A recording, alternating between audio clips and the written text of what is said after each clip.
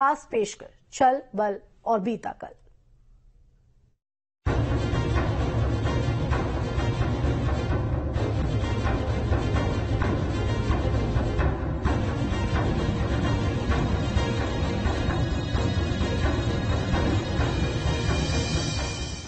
छत्तीस साल पुराने शस्त्र लाइसेंस मामले में मऊ के पूर्व विधायक मुख्तार अंसारी को एमपी एमएलए की विशेष अदालत ने आजीवन कारावास की सजा का ऐलान किया है। साथ ही 1 लाख रुपए का जुर्माना भी लगाया है। मुख्तार अंसारी के खिलाफ ये तीसरा मुकदमा है जिसमें अदालत ने सजा सुनाई है। आपको बता दें कि 36 साल पुराने मामले में असलहा लाइसेंस में धोखाधड़ी की गई थी। मुख्तार अंसारी पर डीएम और एसपी का फर्जी हस्ताक्षर कर लाइसेंस लेने का आरोप है। इस केस में बांदा जेल से वीडियो कॉन्फ्रेंसिंग के जरिए माफिया मुख्तार अंसारी की पेशी हुई थी, जिसमें अब तक 10 लोगों की गवाही हो चुकी थी, जिसमें पूर्व मुख्य सचिव और पूर्व डीजीपी भी गवाही दे चुके हैं।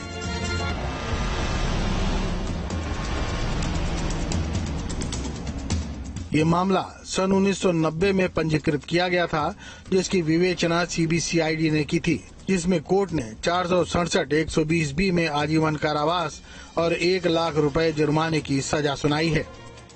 देखिए, पहली सजा उनको देखिए 420, 467, 468, 120B, 30 आर्म्स एक्ट 5 मामलों में कोर्ट ने इनको सजा सुनाई है। इनके ऊपर 13(2) प्रिवेंशन ऑफ भ्रष्टाचार निवारण का भी मामला था, जिसपे कोर्ट ने इनको सुबह कल ही एक्विटल कर दिया था, मतलब इनको बरी कर दिया था। 420 का मतलब सभी जानते हैं चीटिंग, तो चीटिंग में इनको 7 साल सजा हुई है। 467 मतलब फैब्रिकेटेड डॉक्यूमेंट गढ़ना, उसको असल की तरह इस्तेमाल करना, ये 467 असल के इंग्रेडिएंट है। चूंकि इस मामले को कोई एक आदमी अंजाम नहीं दे सकता है, इसमें एक और मुलजिम थे जो है श्रीवास्तव, जो मर गए तत्कालीन शस्त्र लिपिक जो थे गौरी शंकर लाल श्रीवास्तव, वो उनका मृत्यु दौरान मुकदमा हो चुका था, तो उनको भी मुलजिम बनाया गया था। लेकिन चूंकि इसलिए ये पूरा एक कॉन्स्पिरेसी का केस था। 4 दशक से पूर्वांचल की राजनीति और जराइम की दुनिया में एक छत्र राज करने वाले मुख्तार अंसारी 50 से अधिक मुकदमों के दर्ज होने के बाद भी केस से आसानी से बाहर निकल आता था। जेल में बैठकर ऐशो आराम की जिंदगी बिताता और सीखचों के पीछे से ही चुनाव लड़ता।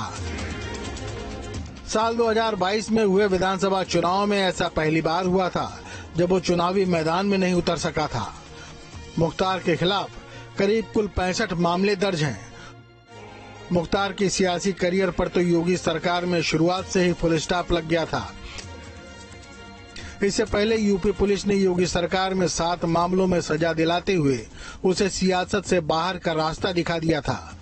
साल 2022 में मुख्तार को पहली बार किसी केस में सजा सुनाई गई थी, जबकि इससे पहले विधायक कृष्णानंद राय हत्याकांड, नंद किशोर रूंगटा अपहरण व हत्याकांड, जेल अधीक्षक आर.के. तिवारी हत्याकांड जैसे गंभीर मामलों में बाइज्जत बरी हो चुका था। इससे पहले पिछले 15 माह में मुख्तार को 7 मामलों में सजा सुनाई जा चुकी है। तो ये माना जा रहा है कि सरकार की जो एक क्राइम कंट्रोल की मुहिम है, उसके तहत भी इनके पुराने बहुत सारे मामले जो हैं उनको खोला जा रहा है और उसमें चार्जेस फ्रेम करके उनके खिलाफ सजा सुनाए जाने का प्राविधान किया जा रहा है। साथ ही आप देखिए कि इस अवैध शस्त्र लाइसेंस के मामले में भी आप देखिए तो उत्तर प्रदेश के भूतपूर्व मुख्य सचिव के साथ साथ में भूतपूर्व पुलिस महानिदेशक महोदय का भी बयान दर्ज कराया गया था। गाजीपुर के तत्कालीन डीएम जो थे उनका भी बयान दर्ज कराया गया था। तो काफी बड़े लोग थे जिनका बयान इसमें दर्ज होना था और सारा बयान जो है 2022-23 के अंतर्गत जो है दर्ज करा लिया गया।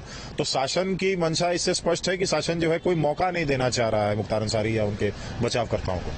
केवल हमको चुनाव से रोकने के लिए षड्यंत्र रचा गया है। इसके कुछ दिन पहले ही 6 मार्च को जौनपुर लोकसभा सीट से चुनाव की तैयारी कर रहे बाहुबली धनंजय सिंह को भी बड़ा झटका लगा था। जौनपुर की कोर्ट ने इंजीनियर अपहरण मामले में धनंजय सिंह को 7 साल की सजा सुनाई थी।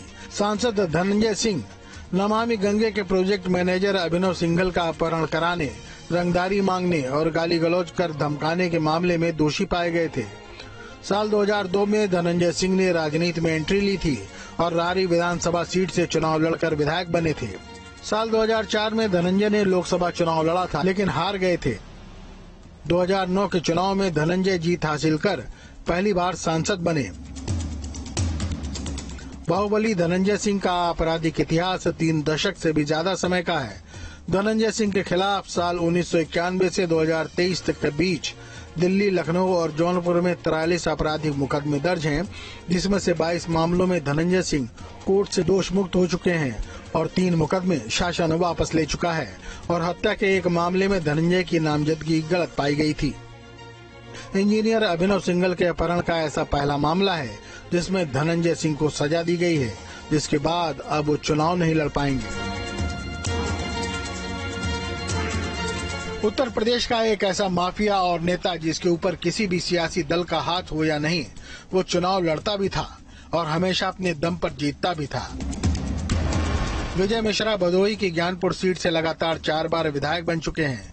लगभग 64 मुकदमों के बावजूद भदोही, प्रयागराज समेत कई जिलों में विजय मिश्रा अपनी बाहुबली वाली छवि के कारण अपना साम्राज्य चलाते थे, लेकिन जब उत्तर प्रदेश में योगी सरकार आई तो उसकी जराइम की दुनिया का सूरज अस्त होने लगा।